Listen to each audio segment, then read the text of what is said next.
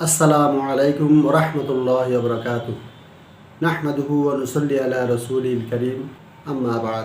সম্মানিত উপস্থিতি, সর্বপ্রথম মহান রব্বুল আলামিনের দরবারে কৃতজ্ঞতা আদায় করি যে মহান সৃষ্টিকর্তা আমাকে এখন কথা বলার জন্য সময়, সুযোগ এবং সুস্থতা দান করেছেন। এই জন্য সৃষ্টিকর্তার নিকট লাখো কোটি কৃতজ্ঞতা আদায় করি। আর আপনাদের সবাইকে জানাচ্ছি আন্তরিক মোবারকবাদ।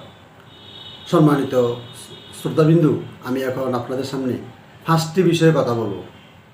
5টি বিষয়, যে 5টি বিষয়ের জ্ঞান দুনিয়ার কোনো মানুষের কাছে নাই। যে 5টি বিষয়ের জ্ঞান মহান আল্লাহ তাআলা তার নিজের কাছে রেখে দিয়েছে।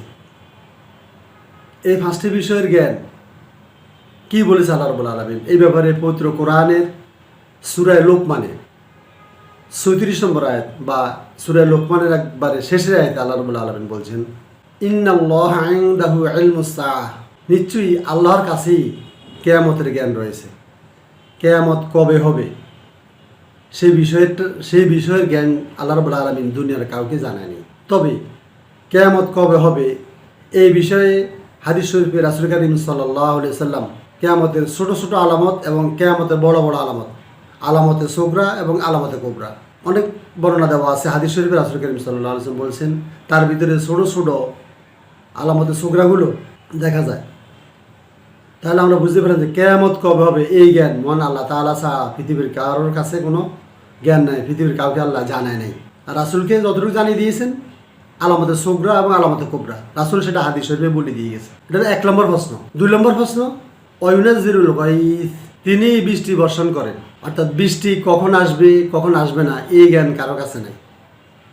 দেখেন, আমাদের প্রয়োজনের সময় অনেক সময় আমরা মনে করি বৃষ্টির প্রয়োজন, তখন বৃষ্টি আসে না। আবার যখন প্রয়োজন নাই তখন বৃষ্টি আসে।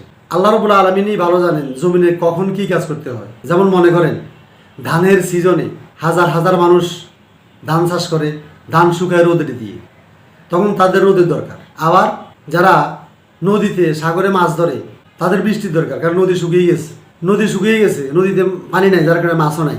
তারা দোয়া করে, আল্লাহ নদীতে পানি বাড়ায় যান। কিন্তু আল্লাহ রাব্বুল আলামিনই ভালো জানেন যে কখন বৃষ্টি দিতে হয়, কখন বৃষ্টি দিতে হবে না।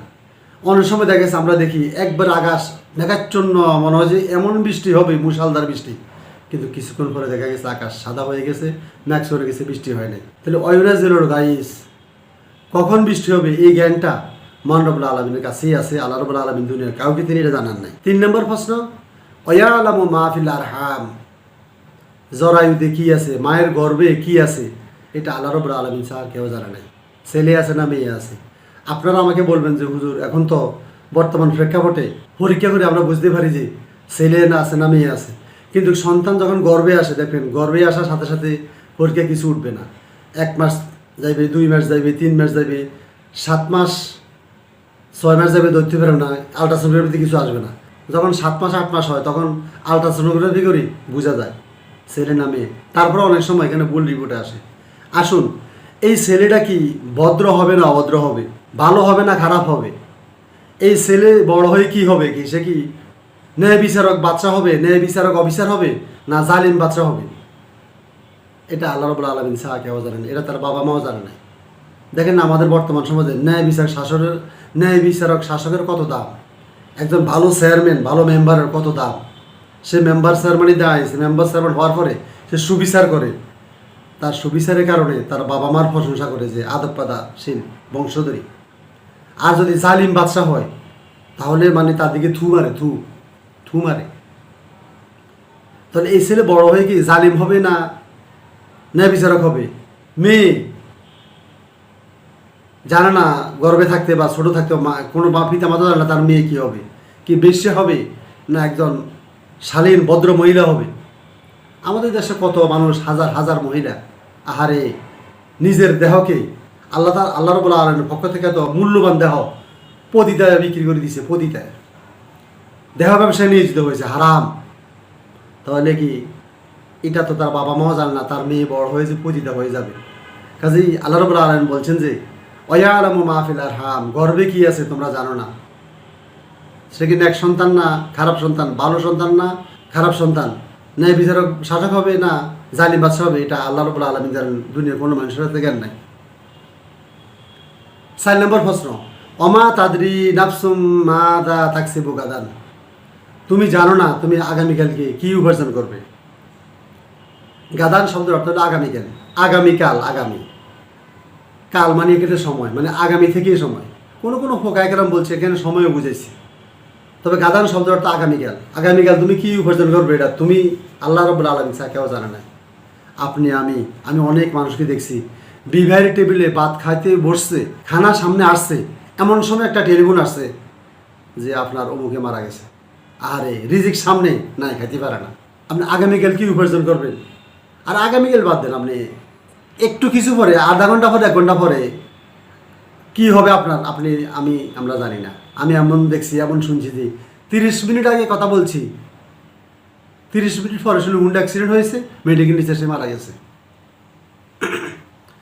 তাহলে বুঝতে পারছেন নিন না, অমা তাদরি নাফসুম মা যা তাকসিবু গাদান, আগামীকাল তুমি কি উপার্জন করবে এটা তুমিও জানো না। এটা জ্ঞান একমাত্র আল্লাহ রাব্বুল আলামিনের কাছে। দেখেন মানুষ একটু পরে কি হবে, সে হুন্ডা উঠে, এই যে 10 মিনিট পরে যে সে হুন্ডা অ্যাক্সিডেন্ট করে মারা যাবে, এটা সেও জানে না। যদি জানতো, আহারে মানুষ মৃত্যুকে কি পরিমাণ ভয় করে। আসলে মৃত্যুকে ভয় করা বোকামি, মৃত্যুকে ভয় করা বোকামি, কিন্তু মৃত্যু তো আপনার নিশ্চিত। জীবনটা হইলো কি জানেন, জীবনটা হইলো মৃত্যু থেকে কিছু সময় ধার নেওয়া, মৃত্যু থেকে কিছু সময় ধার নেওয়া। মৃত্যু তো আমার 100% নিশ্চিত আমার মৃত্যু হবে, আমি সেখান থেকে সামান্য একটু সময় ধারে নিয়েছি। তাহলে আমরা 4 নম্বর প্রশ্ন জানলাম। 5 নম্বর প্রশ্ন, বেআই আর দিন তামুত, জমিনের কোন জায়গায় তুমি মারা যাইবা তুমি জানো না। এই জ্ঞানটা আল্লাহ রাব্বুল আলামিনের কাছেই তিনি রাখি দিয়েছেন। আমরা কত জায়গাতে, বাংলাদেশে কত মানুষ সৌদি আরবে হজ করতে গিয়ে মারা যায়, বাংলাদেশে কত মানুষ বিদেশ সফরে গিয়ে মারা যায়, এক ডিস্ট্রিক্টের মানুষ আরেক ডিস্ট্রিক্টে গিয়ে মারা যায়, ট্যুরে গিয়ে, সফরে গিয়ে, শিক্ষা সফরে যায়, নানান সফরে গিয়ে ওখানে মারা যায়। সে যদি জানতো আমি ওখানে গিয়ে মারা যাবো, তাহলে সে অবশ্যই সে এখানে যাওয়ার নামও নিত না, সে যাইতেও না।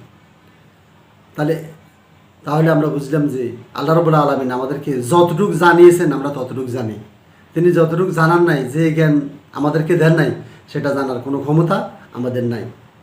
সম্মানিত উপস্থিতি, যে 5টি বিষয় আলোচনা করলাম, আল্লাহ রাব্বুল আলামিনের মহত্ব, একাকিত্ব আমরা পরিপূর্ণভাবে মেনে চলব এবং কোরআন ও হাদিসের আনুগত্য মেনে চলব এবং পরিবারের, সমাজে, রাষ্ট্রে, সব জায়গাতে কোরআন ও হাদিসের বিধান প্রচার করব। আল্লাহ রাব্বুল আলামিন আমাদেরকে তৌফিক দান করুন, আমিন। আসসালামু আলাইকুম ওয়া রাহমাতুল্লাহি ওয়া বারাকাতুহু।